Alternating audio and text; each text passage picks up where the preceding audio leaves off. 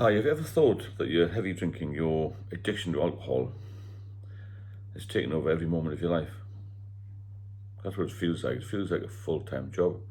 It did with me. It took over every aspect of my life, and it affected all areas of my life. And it basically wears you out, didn't mean it. It felt like I was doing more work to try and function as an alcoholic than anything else. I didn't concentrate on anything else, to be honest with you. Because obviously, first of all, it affects your physical health. Even when you're younger, you start to get hangovers, withdrawals, all that sort of thing. I used to feel nauseous. Obviously, sometimes I was a bit sick, sometimes I was cough up some bile or whatever, felt lethargic, lack of energy, all this sort of thing. And the whole day is taken up waiting to get the next drink. So you're not really concentrating on your work, you're not concentrating on your relationships, your family, looking after the house, the usual things that I now take for granted that I can do, and being reliable and being good as a good partner and that sort of thing. You don't do any of those things because you become selfish. And you're trying to, it's a sort of internal battle between fighting that battle against addiction and also trying to be a good person. Because most people are essentially good people, aren't they, So you'll also start with, well, one for me was disrupted sleep because I used to work shifts. I never got a good sleep anyway. But if you're working long hours and you're not getting proper sleep, even at the best of times, it can be very exhausting. So that's another thing. And if you don't sleep well, then everything suffers, doesn't it? Your mental health, your energy levels, you get irritable, all that on top of drinking as well. So the whole thing is chaos. Your life becomes chaotic, I thought, anyway, it did for me. Plus the fact you'll not eat properly. I never drank, well, when I drank, I never ate properly. I mean, I drink nothing now, alcohol-wise, zero for 5 years. And I can eat like a horse, and I can exercise, that sort of thing. But when you're drinking, and you're travelling, and you've got pressures at home, you've got children, you've got things to do, then you're not eating properly. That's another thing. So all these things that cause just waiting to collapse, and eventually they will. This is why you've got to get help or turn your life around when you can. So that's just a couple of things to start with, your physical health, and you're sleeping properly, you're not eating properly. And then you've got other aspects of it where you've got, mental exhaustion and disruption to your overall life. You get this constant craving for a drink just to make you feel a bit better. And when you're not drinking, particularly in the heavy mode, you're still thinking about it. I remember a couple of times trying to stay off it, and then by 10 o'clock I'm thinking, God, I'm so desperate for a drink. I wasn't very old then, really. And I used to have one can or one bottle of beer, and I think, well, I'll have another one, because your inhibitions are lower, and no matter how much you want to stop. I've talked about before, you got this shield here, I'm not going to drink, and then this other one where things happen during the day and it gets closer and closer, then eventually you just stop there and you have a drink, and then that's you gone for the day, isn't it? You've got all these things that just compound on each other, which don't help. You've got physical, emotional, your sleep pattern, your food, and none of this is good for you. Alcohol has no benefits whatsoever. And for me, I used to get very anxious, My anxiety was at a very high level. Most of my life, to be fair, when I look back, the times when I did come off the drink, and I didn't relapse obviously for a while. I used to have spells off 1, 2, even 8 years off. My life was anxiety free, to be fair. I'm not a big worrier now. I don't worry about much because nothing to worry about, is it? I lost my life, and when you've been to that level, and every day is a good day in my book.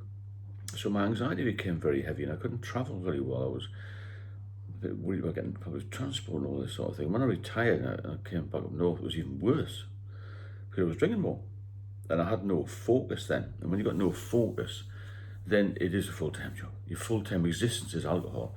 I was speaking to some chaps in the local pub yesterday. They sit on the same table as table 17. I was going to do a little video of table 17. 4 of them, always in the same seats, always coming at the same time. And their life is consumed at ages between age range 60 and 62. They don't have a life really other than the pub. I don't know how they afford it, to be honest with you. I mean, the pub in question is a Spoon's pub. They're quite cheap, aren't they? But even so, that 3 of them are single, and the other one is married, but doesn't see his wife. What sort of relationships are? He's got no life. And one of them's been in hospital twice for pancreatitis, and then he lost his life. But he still drinks every single day of the year. He's in that pub or a pub nearby. And if he doesn't make that pub, it's unusual. We send out a search party. We used to when I used to drink with him.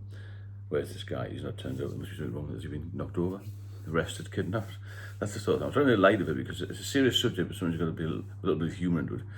Because people can't stop, and it's his life now. Like, well, he doesn't really see his wife very much, or his kids, because he's focused on, gets a call and one of the other guys going to meet in the pub. Some of them go down there at 9 o'clock, 9 a.m, and they sit there all day. I couldn't do it. I get too bored. I used to do it when I was living in London because there was a bit more going on there, but not in the northeast of England, just sitting there, just sipping beer all day and talking nonsense, read the papers. And it's just like a lounge to them, really. It's another life. So that is their life. That's their full-time job, as I said. But when you get to the point where you feel ill, then you start to worry about your own existence, really, whether you're going to survive.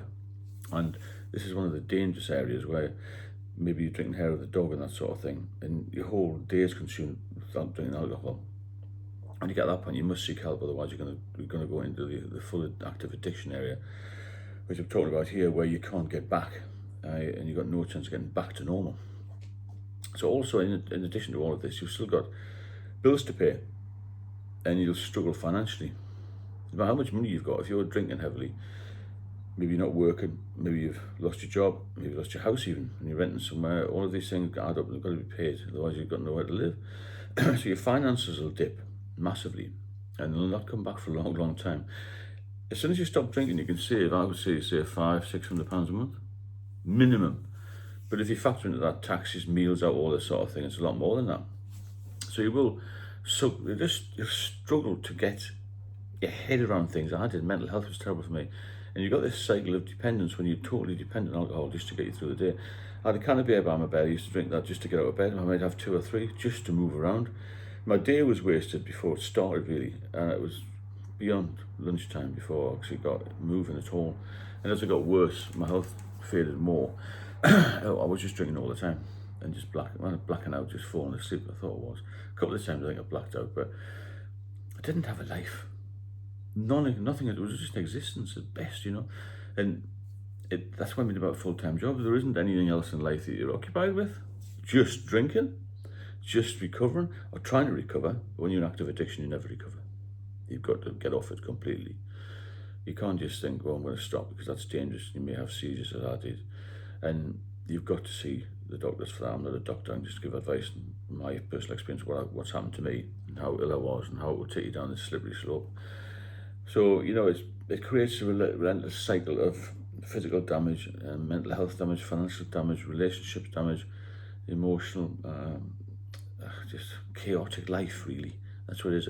An alcoholic is never at peace, if that makes sense. You're never going to have a peaceful life, because you're just craving the next drink. You need the next drink. You check supplies. I got an email from somebody the other night there, and they said, am I in danger of becoming an alcoholic? I said, what are you doing at the moment that makes you think that? And he said, well, I'm checking the fridge to see if there's any beers left, see if there's enough in there, basically checking there's enough stock.